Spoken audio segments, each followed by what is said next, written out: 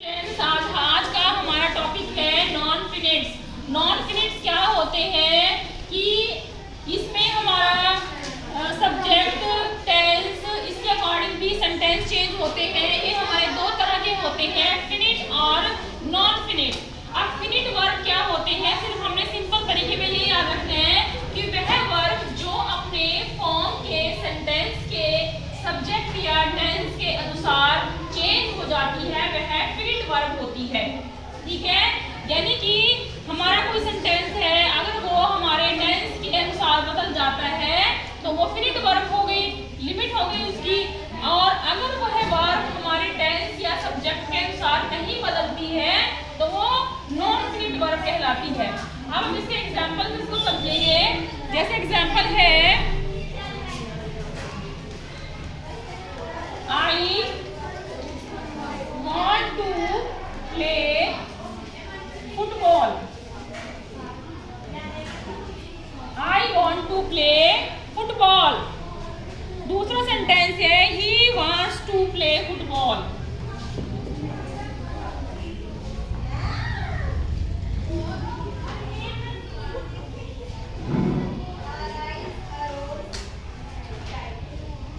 तीसरा सेंटेंस है he wanted to play football.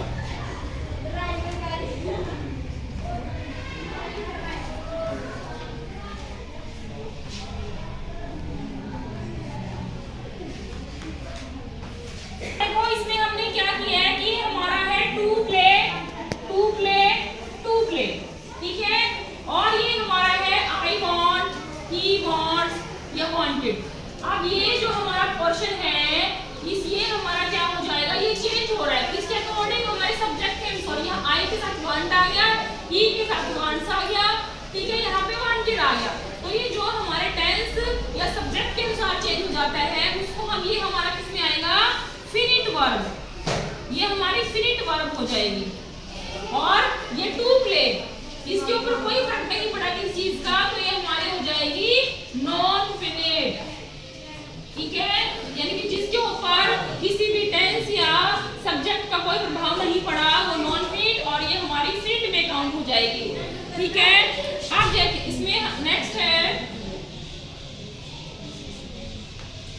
अब देखो इसमें वांट हमारा क्या है, फिनिट वर्ब है, ठीक है। और टू प्ले हमारा क्या हो गया, नॉन फिनिट।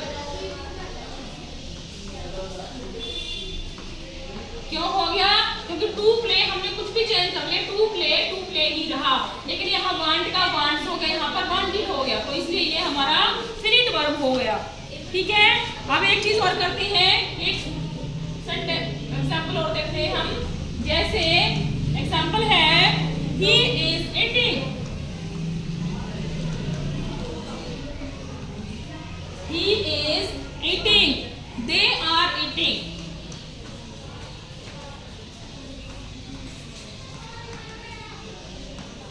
उसके बाद है they were eating,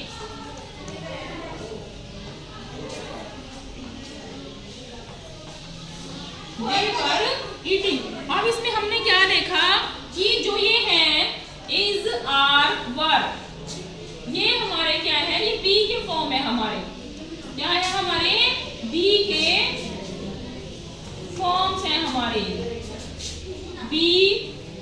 और जो हमारा eating है ये हमारा चेंज नहीं हुआ, तो eating हमारा क्या हो गया, इसमें ये हमारा नॉन फिनिट वर्ब हो गया।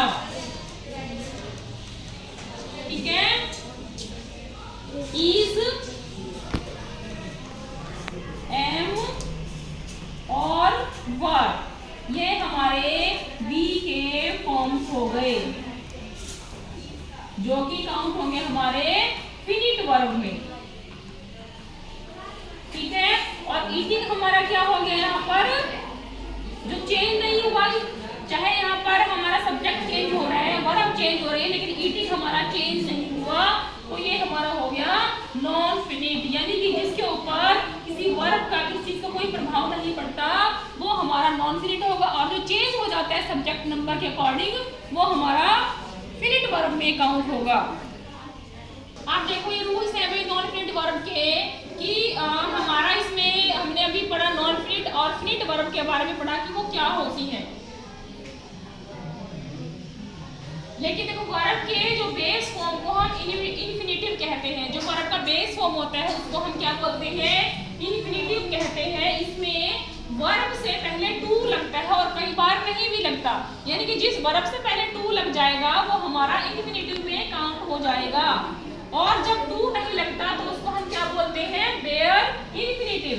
यानी कि कुछ वर्ब ऐसी होती हैं जिनसे पहले टू लगता है और कुछ में नहीं लगता। जिनमें हमारा टू लगेगा उसको हम इन्फिनेटिव कहेंगे और जिसमें टू नहीं लगेगा उसको हम बेयर इन्फिनेटिव कहेंगे। दूसरा हमारा रूल है कि ये इन्फिनेटिव जो हमारे बेयर इन्फिनेटिव होते हैं ये इन्फिनेटिव वर्ब जैसे ही होते हैं, पर सब्जेक्ट में कभी कभी ये नाउन या एडजेक्टिव या एडवर्ब का काम करते हैं।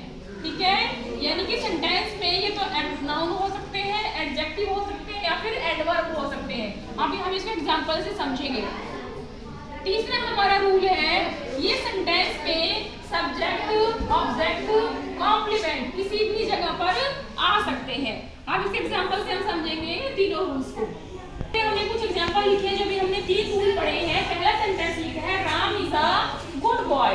अब राम इसमें क्या है? हमारा सब्जेक्ट है, लेकिन राम को हम काउंट करेंगे क्या? ये एक नाउन है। ठीक है, noun Ram is a good boy. Ram हमारा क्या है? इसमें सब्जेक्ट का काम कर रहा है और एक नाउन है। दूसरा हमारा है to run is a good exercise. अब देखो रन से पहले हमने टू लगा दिया तो ये हमारा क्या हो गया? इन्फिनेटिव हो गया। और दूसरा हमारा क्या हो गया? बेयर इन्फिनेटिव हो गया। ठीक है, अब तीसरा हमारा एग्जांपल है आई लाइक चॉकलेट या आइसक्रीम। कि मुझे चॉकलेट तो चॉकलेट पसंद है या फिर आइसक्रीम पसंद है। अब देखो इसमें जो नाउन हमारा क्या है? ये हमारे नाउन चॉकलेट आइसक्रीम हमारा क्या है? नाउन का काम कर रहा है। क्योंकि अभी हमने रूल में क्या पढ़ा था कि जब टू नहीं लगता है तो ये सेंटेंस में नाउन का, एडजेक्टिव का या फिर वर्ब का काम करते हैं। अब जहाँ पर टू लगा है वो तो क्लियर है कि ये हमारा इन्फिनेटिव है, लेकिन कई जगह हमने नाउन नहीं, टू नहीं लगाया, लेकिन वो कौन से होंगे? हमारे बेयर इन्फिनेटिव होंगे। या तो नाउन का काम करेंगे या फिर एडवर्ब का काम करेंगे या फिर एडजेक्टिव का काम करेंगे। देखो यहाँ पर ये नाउन का काम कर रहा है, यहाँ पर भी नाउन का काम कर रहा है। आई लाइक टू स्विम, ये यहाँ पर टू स्विम है तो ये हमारा क्या हो गया? इन्फिनेटिव हो गया। ऐसे हमने इसकी पहचान करनी है। ठीक है, अब आई लाइक चॉकलेट ये मैंने तुम्हें बता दिया है। तो एज अ नाउन ऑब्जेक्ट की जगह पर ये आया है। I like to swim. Ram is a good boy. Ram इसमें क्या है? हमारा नाउन है। दूसरा सेंटेंस है to run is a good exercise. अब इसमें टू रन हमारा क्या है भाई? एज अ सब्जेक्ट यूज हुआ है यहाँ पर, ये एज अ सब्जेक्ट, क्योंकि सब्जेक्ट की जगह पर आया है। ठीक है, वैसे ये नाउन है, सब्जेक्ट की जगह पर आया है तो इसको हम बोलेंगे इन्फिनेटिव, क्योंकि टू लगा है साथ में।